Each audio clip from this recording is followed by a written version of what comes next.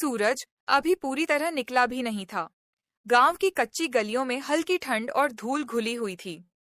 रामू ने अपनी पुरानी चप्पल पहनी, फटी हुई शर्ट के बटन लगाए और बिना कुछ खाए घर से निकल पड़ा। उसकी माँ चूल्हे के पास बैठी थी। बेटा, 2 रोटी रख ली हैं, रास्ते में खा लेना। रामू मुस्कुराया, लेकिन कुछ बोला नहीं। वो जानता था घर में आटा कम है, अगर वो खा लेगा तो शाम को माँ क्या खाएगी। सुबह के 5 बजे थे, जब पूरा गांव सो रहा था। रामू खेतों की तरफ जा रहा था। दिन भर उसे ईंट ढोनी थी। हर ईंट के बदले कुछ पैसे, हर पसीने की बूंद के बदले कुछ सिक्के।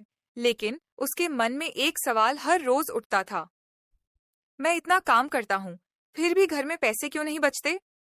उसी समय सड़क पर से एक बड़ी कार गुजरी। अंदर बैठा एक लड़का मोबाइल पर हंस रहा था। रामू ने एक पल के लिए उस कार को देखा, फिर सिर झुका लिया। उसने सोचा, शायद किस्मत भी अमीरों के साथ ही काम करती है। सूरज अब सिर के ऊपर था। धूप इतनी तेज थी कि जमीन भी जैसे जल रही हो। रामू ईंटों का बोझ सिर पर रखे निर्माण स्थल पर चढ़ रहा था। उसके पैरों में चप्पल पतली हो चुकी थी, फिर भी वो रुका नहीं। ठेकेदार दूर छांव में खड़ा मोबाइल पर बात कर रहा था। काम जल्दी खत्म करो, शाम तक ट्रक भरना है। रामू ने एक पल को सोचा, जो सबसे ज्यादा काम करता है वही सबसे कम क्यों कमाता है। उसके पास खड़ा श्यामू बोला, भाई, हम मेहनत बेचते हैं, दिमाग नहीं। ये बात रामू के दिल में कहीं चुभ गई।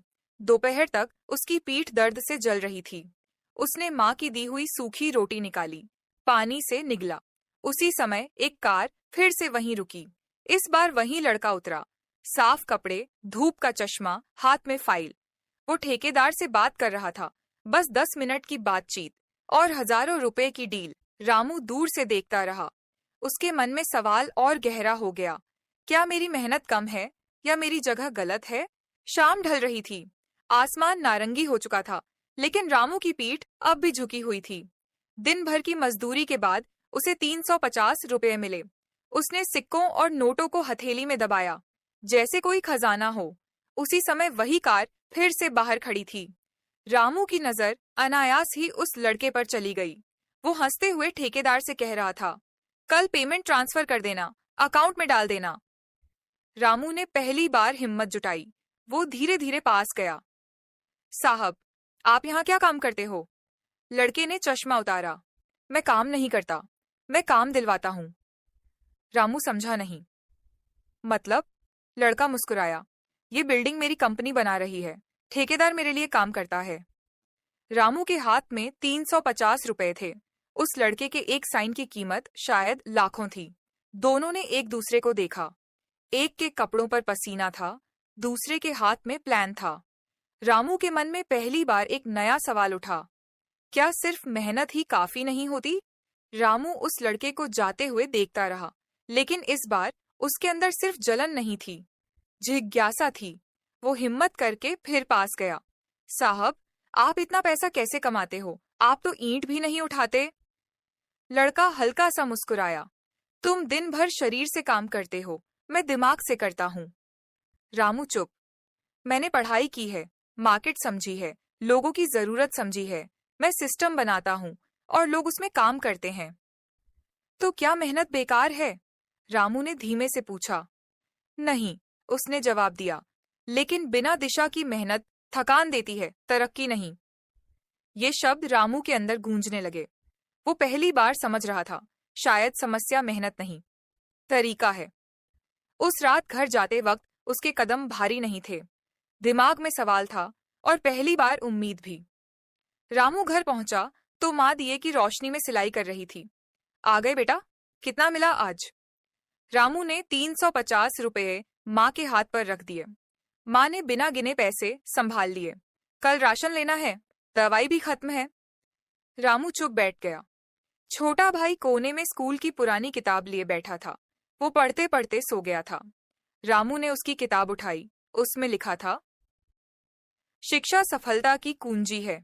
उसे दिन की बात याद आई। मैं सिस्टम बनाता हूँ। उसने धीरे से पूछा, अम्मा, अगर मैं पढ़ाई करूं तो। माँ ने उसकी तरफ देखा। आंखों में थकान थी, पर सपना भी। बेटा, अगर तू पढ़ ले तो शायद तेरी किस्मत बदल जाए। उस रात रामू ने पहली बार फैसला किया। वो सिर्फ मजदूर नहीं रहेगा, वो समझेगा, सीखेगा और बदलेगा। अगली सुबह रामू पहले जैसा ही काम पर गया, लेकिन आज उसके अंदर कुछ बदल चुका था। हर ईंट उठाते वक्त वो सोच रहा था, ये बिल्डिंग कौन प्लान करता है, पैसा कहाँ से आता है, मुनाफा कैसे बनता है। दोपहर में उसने ठेकेदार से पूछा, साहब, ये कंपनी कौन चलाता है? ठेकेदार ने चिढ़कर कहा, तुझे काम से मतलब रख। लेकिन रामू अब चुप रहने वालों में से नहीं था। शाम को उसने उसी लड़के का इंतजार किया। जब कार आई वो पास गया। साहब, अगर मुझे भी सीखना हो तो कहाँ से शुरू करूं? लड़के ने ध्यान से उसे देखा। इस बार उसकी मुस्कान अलग थी। नाम क्या है तुम्हारा? रामू। रामू, अगर सच में सीखना है तो रात की पढ़ाई शुरू करो। मोबाइल है? रामू ने सिर हिलाया। नहीं। लड़के ने कहा, सीखने के लिए साधन नहीं, इरादा चाहिए। कल शाम मिलना। रामू के अंदर पहली बार डर से ज्यादा हिम्मत थी। उस रात रामू सो नहीं पाया। एक रास्ता साफ था, दिन भर मजदूरी, शाम को थकान, महीने के अंत में खाली जेब। दूसरा रास्ता धुंधला था, पढ़ाई, नया संघर्ष, शायद असफलता भी। सुबह जब वो काम पर पहुंचा तो श्यामू ने हंसते हुए कहा, क्या हुआ, आज बड़े सोच में हो? रामू ने कहा, अगर हम सीख लें तो शायद मजदूर नहीं रहेंगे। श्यामू हंसा, अरे छोड़, हमारे बस की बात नहीं है। यही फर्क था, एक ने किस्मत मान ली थी, दूसरा किस्मत बदलने की सोच रहा था। शाम को रामू फिर कार के पास खड़ा था। इस बार उसके हाथ खाली थे, लेकिन दिल उम्मीद से भरा था। लड़का उतरा और बोला, तैयार हो, आसान नहीं होगा। रामू ने बिना सोचे कहा, दिन भर की मेहनत से मुश्किल कुछ नहीं हो सकता।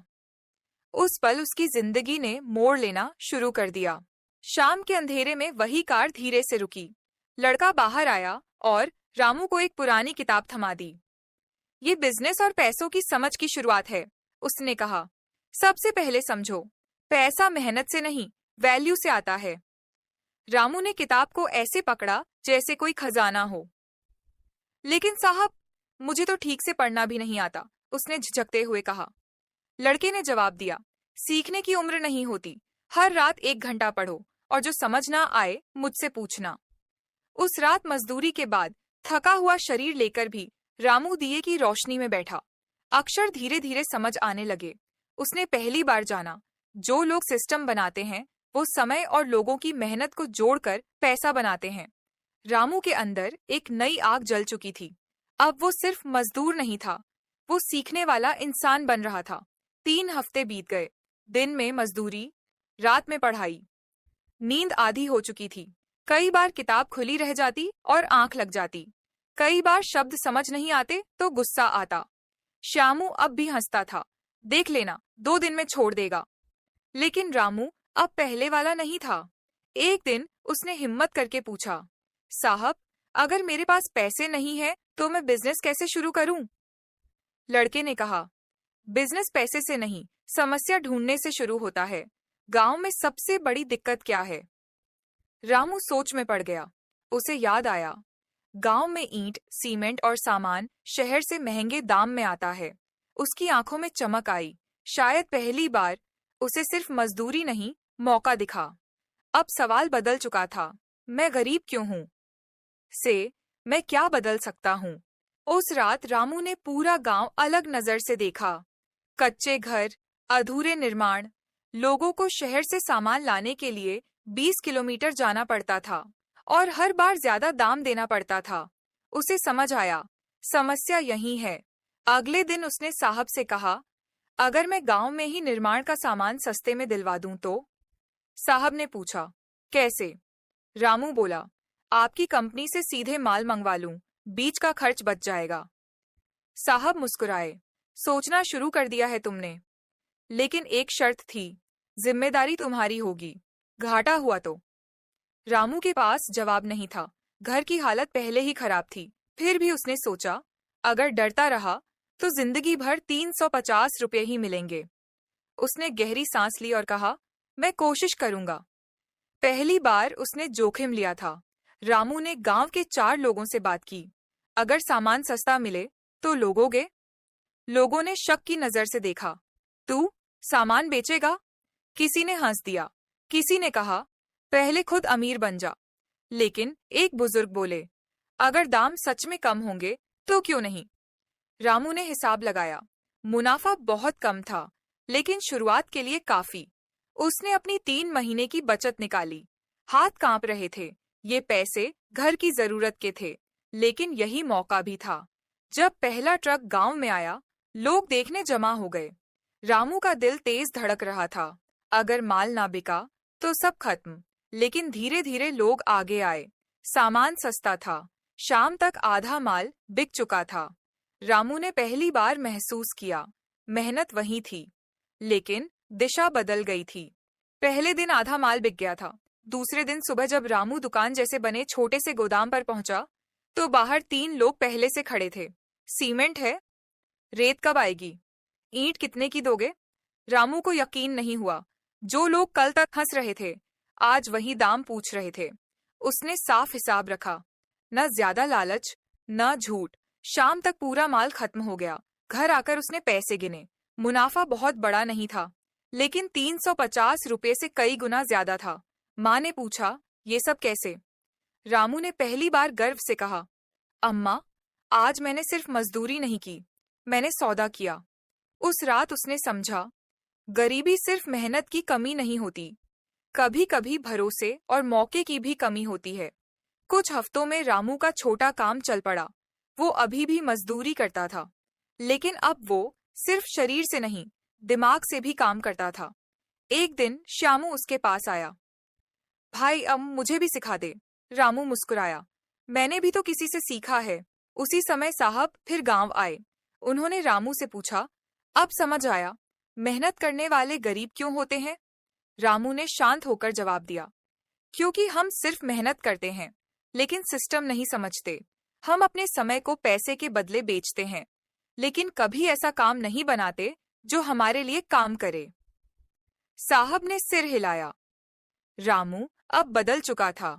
उसने समझ लिया था, गरीब वो नहीं जो मेहनत करता है, गरीब वो है जो सीखना बंद कर देता है। और उस दिन एक मजदूर नहीं, एक सोच जन्मी थी। कुछ सालों बाद गांव पूरी तरह बदल चुका था।